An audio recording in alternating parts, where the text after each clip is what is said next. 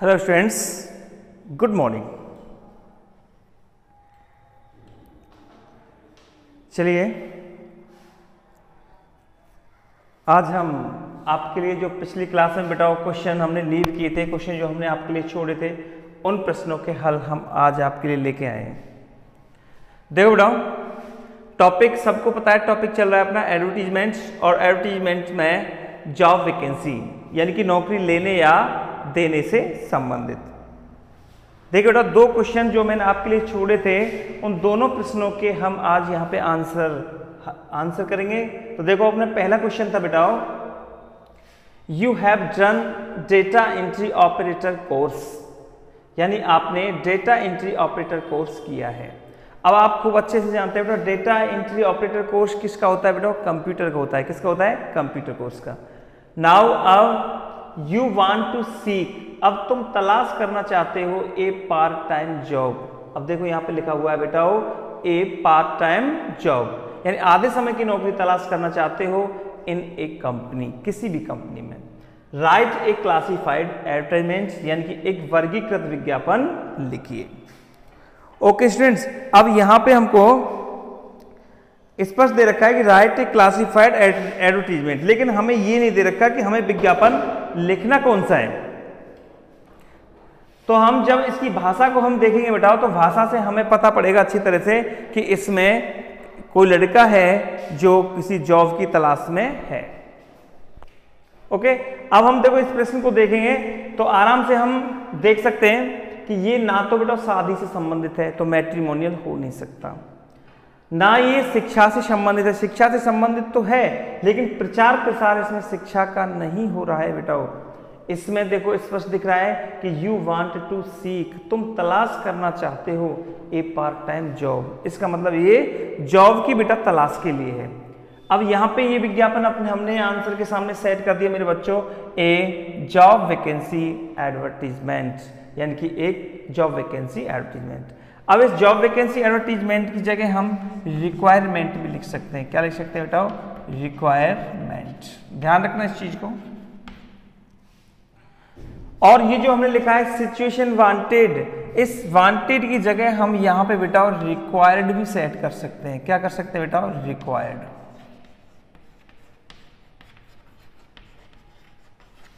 कैसे? Situation wanted या situation required, कुछ भी अपन सेट कर सकते हैं इन दोनों में से। अब आइए a fairly boy seeks a part time job. ठीक है, अब देखो प्रश्न में दे रखा है बेटा ए पार्ट टाइम जॉब, तो हमें क्या लिखना है? ए पार्ट टाइम जॉब, ए फेयरली बॉय। अब यहाँ पे हम बॉय कर सकते हैं या बॉय की जगह क्या कर सकते हैं? गर्ल कर सकते हैं। ओके बेटा, क्योंकि प्रश्न में हमको दिखा नहीं रखा कि हम क्या चीज सेट करें, इसमें बॉय करें या गर्ल करें। ठीक है, लेकिन हम यहाँ पे क्या करेंगे बेटा? बॉय सेट करेंगे। क्या सेट करेंगे बेटा? बॉय, ना कि girl. A fairly boy seeks a part-time job during evening hours, during evening hours, यानी शाम के घंटे के दौरान। ठीक है, या ड्यूरिंग मॉर्निंग आवर्स वगैरह इसमें देखो बेटा दे नहीं रखा है, तो हम अपने मन से या तो इवनिंग आवर्स कर देंगे या फिर यहाँ पे मॉर्निंग आवर्स सेट कर देंगे। आगे देखो बेटा, फॉर डेटा एंट्री ऑपरेटर। अब ये हो गया बेटा हमारे जॉब का नाम कि हम डेटा एंट्री ऑपरेटर के लिए, ठीक है, एज यहाँ पे 27 ईयर्स। फिर देखो क्वालिफिकेशन। अब क्वालिफिकेशन मैंने आपको लिखाई थी बेटा, क्वालिफिकेशन आपको जॉब के अकॉर्डिंग देनी है। तो यहाँ पे जॉब देखो डेटा एंट्री ऑपरेटर है, तो क्वालिफिकेशन हमने क्या कर दिया बेटा? MCA। ठीक है, ये कंप्यूटर की डिग्री है विद DEO। DEO का मतलब होता है बेटा MCA के साथ इसने DEO का कोर्स भी, ये डेटा एंट्री ऑपरेटिंग कोर्स भी इसने कर रखा है। MCA with DEO। 5 years experience, इसे 5 साल का क्या है बेटा? एक्सपीरियंस है। 3 इयर्स 4 इयर्स कितना भी कर सकते हैं। यंग एंड एनर्जेटिक, युवा और स्फूर्तिवान। और सैलरी को क्या कर दिया बेटा हमने? नेगोशिएबल। नेगोशिएबल का अर्थ मैंने पिछली वीडियो में आपको समझा दिया था बेटा, समझौते के अनुसार, संधि वार्ता के अनुसार, आपस में एक दूसरे के सामने बात करके। देखो सैलरी यहाँ पे अपन बेटाओ नेगोशिएबल ही लिखते हैं, फिक्स सैलरी हम लिख नहीं सकते। जैसे कि मैं हूँ और डेटा एंट्री ऑपरेटर का बेटा कोई भी पद प्राप्त करना चाहता हूँ, नौकरी चाहता हूँ, तो वहाँ पे अपनी सैलरी में जैसे फिक्स कर दूँ 40,000 रुपये, तो कोई ज़रूरी नहीं है जो विज्ञापन पढ़ने वाला है उसे देख के ही वो मना कर देगा। लेकिन यदि हम नेगोशिएबल लिखते हैं तो कम से कम अपॉइंटमेंट की सूचना तो अपने पास आती है और हम वहाँ जाते हैं। हो सकता है कि हमारा कोई ऐसा कोई काम पड़ जाए कि हम 2-4-5 हज़ार रुपये में अपनी नौकरी को कम सेट कर लें, ठीक है। हो सकता है कि हमारी उम्मीद से ज़्यादा भी हमको मिल जाए, ऐसा भी हो सकता है कि हमें उम्मीद तो कितनी 20,000 रुपये की, लेकिन उम्मीद के अनुसार हमें अगर ज़्यादा मिल जाए तो इसलिए फिर हमको यहाँ पे क्या लिखना पड़ता है बेटा, नेगोशिएबल। ध्यान रखना बेटा इस चीज़ को। नीचे you make contact to me, तुम मुझसे संपर्क कर सकते हो, टू द बिलो एड्रेस, नीचे वाले पते पर। अब आप देखिए नीचे कॉन्टेक्ट मिस्टर तशरीफ खान, ये कौन हुआ बेटा, विज्ञापन जारी करने वाला, 105 वैशाली नगर जयपुर। और यहाँ पे मोबाइल नंबर, ठीक है, ये आपको मोबाइल नंबर यथावत पहले की तरह चला आ रहा है, जो कि हमें फुल डिजिट उसमें नहीं लिखना है। ओके स्टूडेंट्स, तो ये रहा हमारा कल का जो हमने आपको कल दिया था। ओके, अब देखिए बेटा, अब थोड़ी सी एक इसमें सोचने वाली बात है जो हमको थोड़ा सा मिस करेगी, और वो किस चीज के बारे में, देखो हल्का सा यहाँ पे मैंने क्या लिखा, ए फेयरली बॉय, या बॉय की जगह अपन क्या कर सकते हैं बेटाओ, गर्ल भी कर सकते हैं।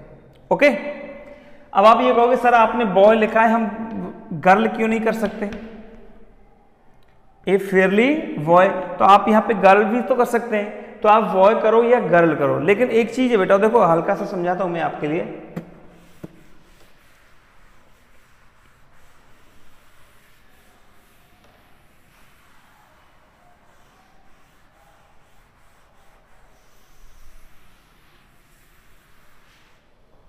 ठीक, तो देखिए बेटाओ, जैसे यहां पे हम एक वाक्य लिखे बेटाओ, I am called by my teacher,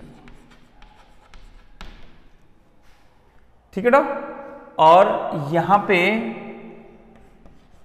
ही या she lives near my house, इस जगह अपन सेट करें बेटा। तो यहां पे देखो, I am called by my teacher, मुझे मेरे अध्यापक के द्वारा बुलाया गया। अब he she lives near my house, और वह अब मेरे घर के नजदीक रहता है। तो यहां पर टीचर के लिए आया है ये ही या सी।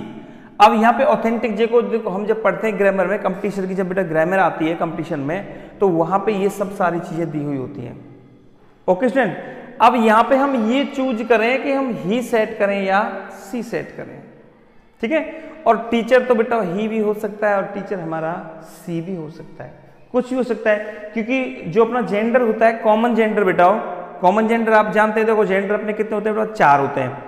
पहला होता है बेटा मैस्कुलिन जेंडर, पुल्लिंग होता है, दूसरा होता है फेमिनिन जेंडर जो स्त्रीलिंग होता है, और तीसरा होता है कॉमन जेंडर जो स्त्री और पुरुष दोनों का बोध कराता है, और चौथा आप जानते हैं न्यूटर होता है जो नपुंसक होता है।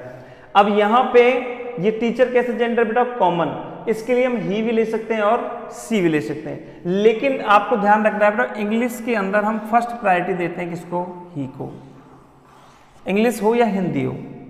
अपन प्रायोरिटी किसके लिए देते हैं बेटा, मेल के लिए देते हैं, पुल्लिंग के लिए देते हैं प्रायोरिटी, इस चीज को ध्यान रखना बेटा। इसीलिए जो हमने पिछला प्रश्न जो लिखाया था क्वेश्चन आपके लिए, उसमें दे नहीं रखा बेटाओ कि उसमें ही है या सी है, लड़की है या लड़का है, तो हमने क्या माना बेटाओ, वो है, क्योंकि हम फर्स्ट प्रायोरिटी किसके लिए देते हैं बेटाओ, ही के लिए, ना कि सी के लिए। चलो देखो, जैसे कि हम एक थोड़ा सा हल्का सा एग्जाम्पल लेके बैठ रहे हैं बेटाओ, कि रात के समय पे या दिन के समय पे, और आप दोनों भाई बहन या दोनों भाई कमरे के अंदर पढ़ रहे हैं, कमरे में पढ़ रहे हैं। अब कमरे को बाहर से कोई व्यक्ति आता है और कमरे को खटखटाता है, ठीक है, आप पढ़ रहे हैं, लेकिन जैसे ही कमरा नॉक होता है, जैसे डोर आपका नॉक होता है, डोर को कोई भी व्यक्ति नॉक करता है, आपको पता नहीं बाहर कौन है, ठीक है स्टूडेंट्स। तो उस समय आप अपने छोटे भाई से क्या कहेंगे, देखना दरवाजे पर कोई आया है। आपने दरवाजा खोल के देखा तो वहां पे कोई लेडीज मिली बेटा, गर्ल्स मिली, लेकिन आपने व्यक्त क्या किया, देखो दरवाजे पर कोई आया है। आपने ये तो व्यक्त नहीं किया कि दरवाजे पर देखो कोई आई है, नहीं किया ना। यानी कि हम जब बोलते हैं अननोन पर्सन के लिए, जिस पर्सन का हमें पता नहीं कि कौन है, तो उसको हम वहाँ पे ही लेकर चलते हैं बेटा। हम कमरे के अंदर पढ़ रहे हैं, बैठे हैं, खाना खा रहे हैं और हमें लगता है कि कम कम ऊपर छत पर आवाज़ आ रही है, ठीक है, तो हम क्या कहेंगे कि छत पर कोई घूम रहा है, छत पर कोई खेल रहा है, कि हम यही कहेंगे छत पर कोई खेल रही है, हमें पता नहीं कहाँ से आवाज़ आई है। तो वहाँ पे बेटा हम हमेशा पुल्लिंग को लेके चलते हैं, इस चीज़ को आपको ध्यान रखना है। इसलिए हम प्रायोरिटी किसके लिए देंगे बेटा, बॉय के लिए देंगे, ना कि गर्ल के देंगे। ओके बेटा, इस तरह से हमको ये सेट करना है। अब आगे चलते हैं बेटा हमारा नेक्स्ट क्वेश्चन, नेक्स्ट प्रश्न को देखते हैं। नेक्स्ट प्रश्न कौन सा है अपना,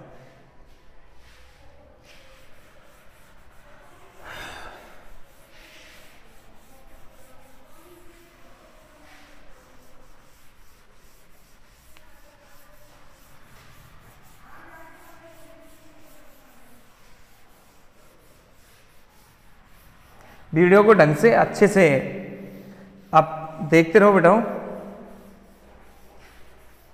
और जितनी भी सारी चीजें आती हैं उनको नोट डाउन कर लिया करो।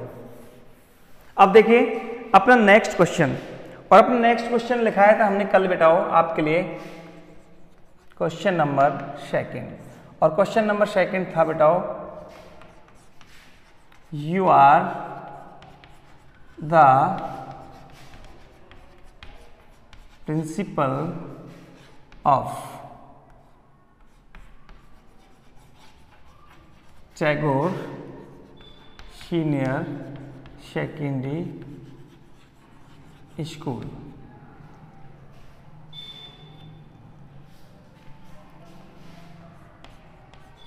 Kherli Alwar.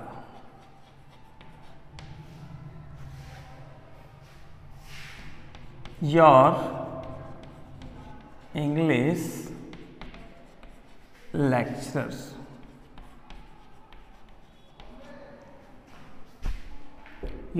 lectures has gone on a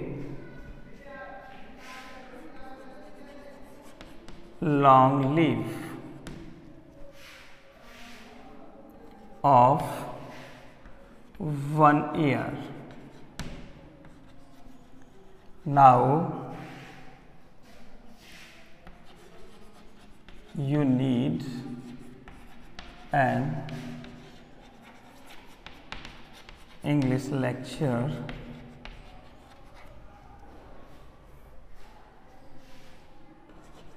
as a guest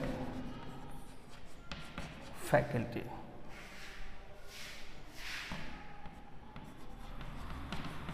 Write a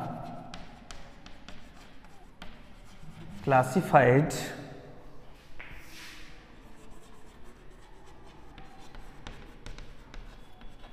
advertisement. Okay students, ये प्रश्न दिया था मैंने आपके लिए।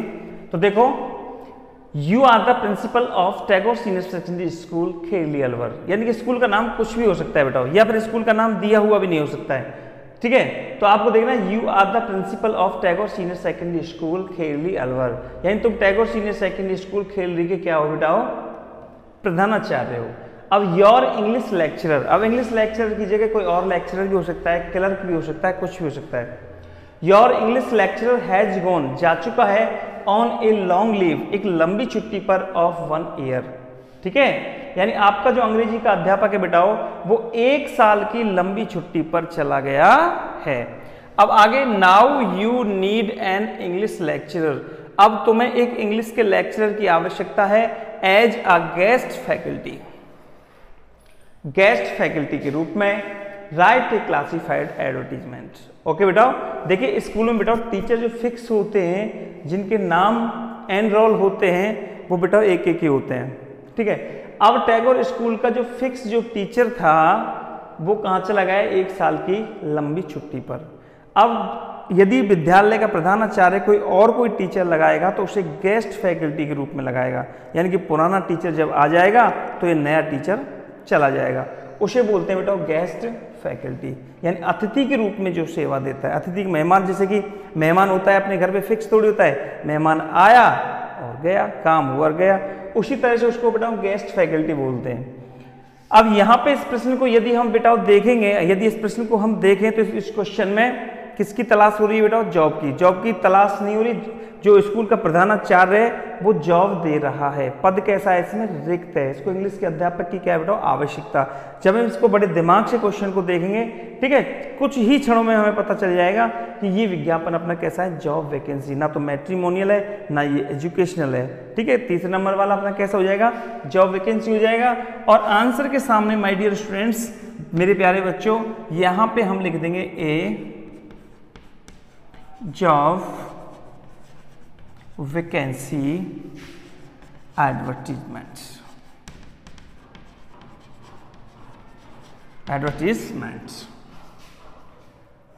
आइए अपनी वही प्रक्रिया हम शुरू करते हैं और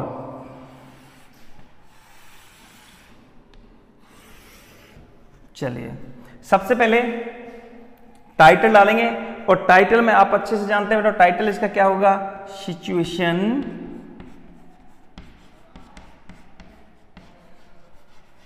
क्या लिखे बेटाओ? वैकेंट। पद कैसा है इसमें बेटाओ? रिक्त है। तो सिचुएशन वैकेंट हमने इसमें डाल दिया। आइए अब यहां पे हम बड़ा खाना स्टार्ट करते हैं और बड़े खाने की शुरुआत करेंगे हम बेटा वांटेड से। किससे? वांटेड आ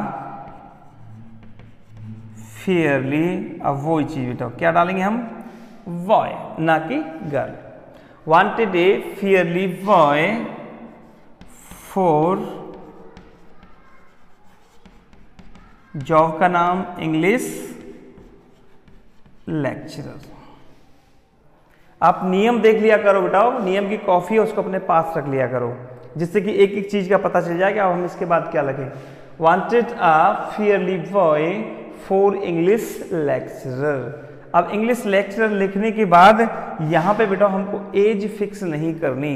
देखो सिचुएशन वांटेड में हम क्या लिखते हैं बेटा? एज। लेकिन अगर सिचुएशन वैकेंट वाला हो तो उसमें बेटा हमको एज लिखने की आवश्यकता नहीं है, क्योंकि कोई भी नौकरी देने वाला ये नहीं कहेगा कि मुझे भाई 25 वर्ष का चाहिए। फिक्स थोड़ी ना होती है बेटा। अब यहाँ पे जैसे कि प्रिंसिपल है टैगोर स्कूल का, तो फिक्स थोड़ी कहेगा मुझे 25 साल का लड़का चाहिए पढ़ाने के लिए, या मुझे फिक्स 30 साल का लड़का चाहिए पढ़ाने के लिए। तो इस आयु सीमा इसमें कुछ नहीं होती, ठीक है बेटा। तो यानी कि फॉर इंग्लिश लेक्चरर। अब आगे डालेंगे बेटा हम क्वालिफिकेशन। क्या डालेंगे बेटा? क्वालिफिकेशन। और क्वालिफिकेशन आएगी जॉब से संबंधित, ठीक है। अब क्वालिफिकेशन में हम आराम से लिख सकते हैं कि द कैंडिडेट मस्ट बी, यानी कैंडिडेट जो है वो होना चाहिए, मस्ट बी क्या होना चाहिए बेटा? MA विद MA कोष्टक कर लो इंग्लिश। MA किससे होना चाहिए बेटा? इंग्लिश से होना चाहिए। और यहां पे हमने क्या कर दिया बेटा? With BEd। ओके, अब यहां जॉब के हिसाब से देख लेना बेटा कि जॉब किस चीज का दे रहे हैं हम, किस चीज का पद रिक्त है, उसके अनुसार ही हम क्या मांगेंगे बेटा? क्वालिफिकेशन मांगेंगे। ओके स्टूडेंट्स, अब आगे चलिए। अब यहां पे हम एक लिखेंगे बेटा 5 years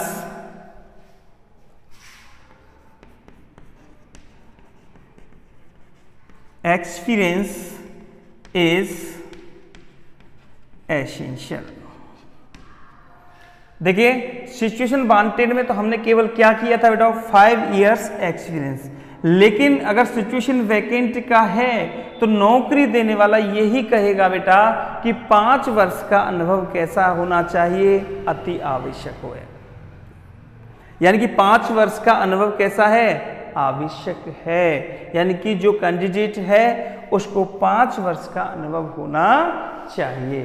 5 years कर सकते हैं, 7 years कर सकते हैं, 10 years कर सकते हैं, ठीक है, कि 10 वर्ष का अनुभव चाहिए, या फिर हम यहाँ पे 3 years एक्सपीरियंस कर सकते हैं। ओके, इस प्रकार से हम इस लाइन को सेट करेंगे।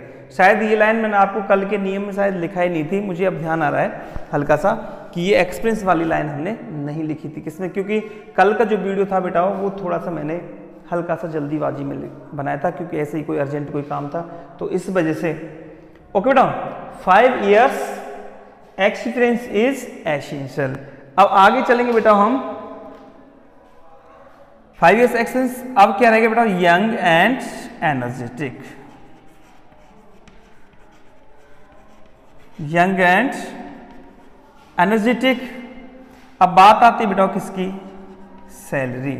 और सैलरी ज़्यादा दिमाग लगाने की आवश्यकता नहीं है, इसमें भी हम क्या कर सकते हैं बेटा, नेगोशिएबल, या फिर सैलरी को हम इसे फिक्स करके भी कर सकते हैं, सैलरी अबाउट 40,000 ए मंथ, कि हम 40,000 रुपये महीने इसमें सैलरी देंगे। ठीक है, या फिर आप सैलरी कैसे कर दो बेटा, नेगोशिएबल कर सकते हैं।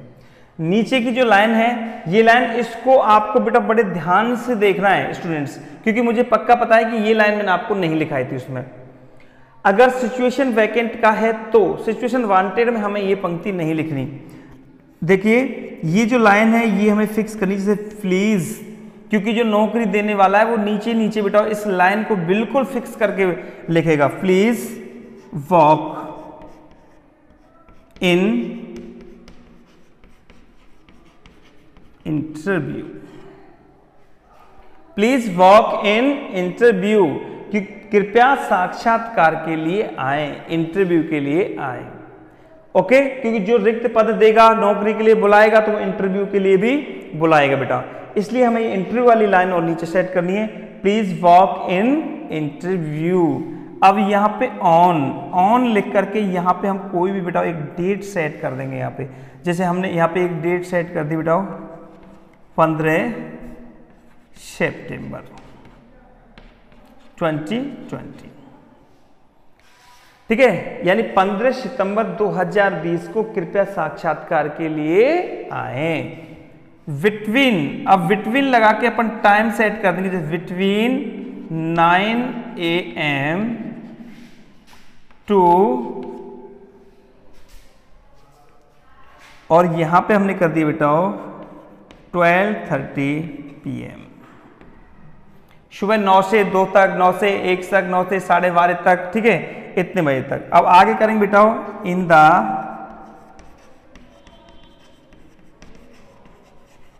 Principles office.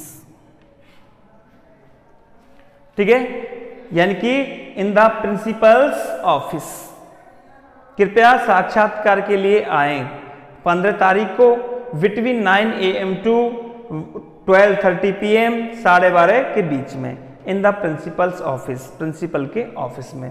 ठीक है बेटा, तो यहाँ पे हम और यहाँ इसको हटा के क्या लगा देंगे बेटा, फुल स्टॉप लगा देंगे। क्या लगा देंगे, फुल स्टॉप।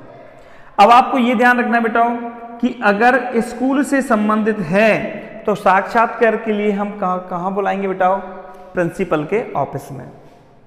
ध्यान देना थोड़ा सा, अगर विज्ञापन हमारा किससे संबंधित है बेटा, स्कूल से, यानी कि अगर प्रिंसिपल कोई रिक्त पद के लिए बुला रहा है तो इन द प्रिंसिपल्स ऑफिस। हो सकता है कि विज्ञापन निकालने वाला कोई कंपनी वाला हो, कोई एजेंसी वाला हो, कोई फैक्ट्री वाला हो, तो वहां पे कोई प्रिंसिपल थोड़ी होता है बेटा, और वहां पे यदि कोई साक्षात्कार के लिए बुलाएगा बेटा, तो वहां पर हम बेटा देखो यहाँ पे लिख देता हूं मैं आपको, वहां पे अपन को एक लाइन सेट करनी पड़ेगी। कौन सी बेटा, इन द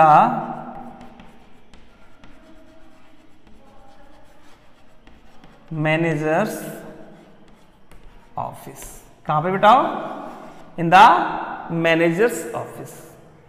ओके, ध्यान रखना, अगर कोई कंपनी वाला और कोई जैसे कंप्यूटर अकाउंटेंट के लिए कोई वैकेंसी निकालता है, कोई कंप्यूटर वाला, ठीक है, कोई कंपनी वाला कंप्यूटर अकाउंट के लिए वैकेंसी निकालता है, तो कंपनी में बेटा प्रिंसिपल नहीं होगा, कंपनी में क्या होगा, मैनेजर। तो वहां पे हम लिखेंगे please walk in interview on, और यहाँ कोई डेट लगा के between 9 AM to 12:30 PM in the manager's office. इस चीज को ध्यान रख लेना, इसलिए मैंने इसको अंडरलाइन कर दिया है। आप पेपर में ऐसे अंडरलाइन करके नहीं आओगे, मैंने आपको समझाने के लिए इसे अंडरलाइन किया है स्टूडेंट्स। ठीक है, अब नीचे आपको you me contact to me to the below address लिखने की आवश्यकता नहीं है, सीधा हम क्या लिखेंगे बेटा, कॉन्टैक्ट। क्या लिखेंगे, कॉन्टैक्ट।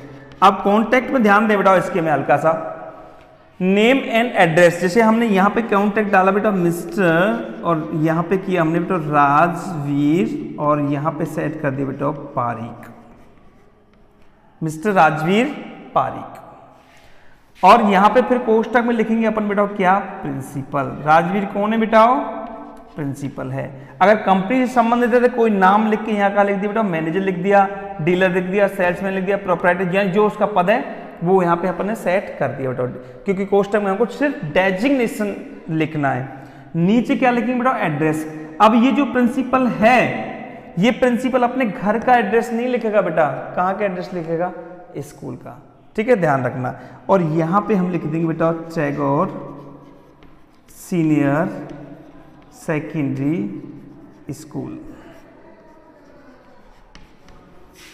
और यहाँ पे सेट किया हमने खेरली अलवर।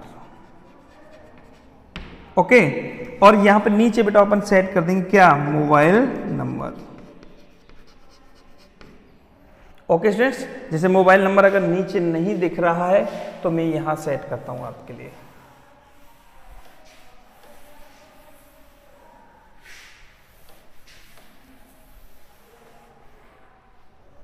नीचे, अब नीचे सेट करेंगे बेटा हम मोबाइल नंबर, और मोबाइल नंबर में वही बेटा 941305 और ऐसे करके, ठीक है, 966739 और क्रॉस करके क्या डाल दे, 2 मोबाइल नंबर। अगर चाहें तो हम यहाँ पे स्कूल का बेटा ईमेल एड्रेस भी डाल सकते हैं। जैसे देखो, Tagore public senior secondary school Kherli Alwar और राजस्थान। ठीक, और यहाँ पे कोई भी डिजिट लिखा 120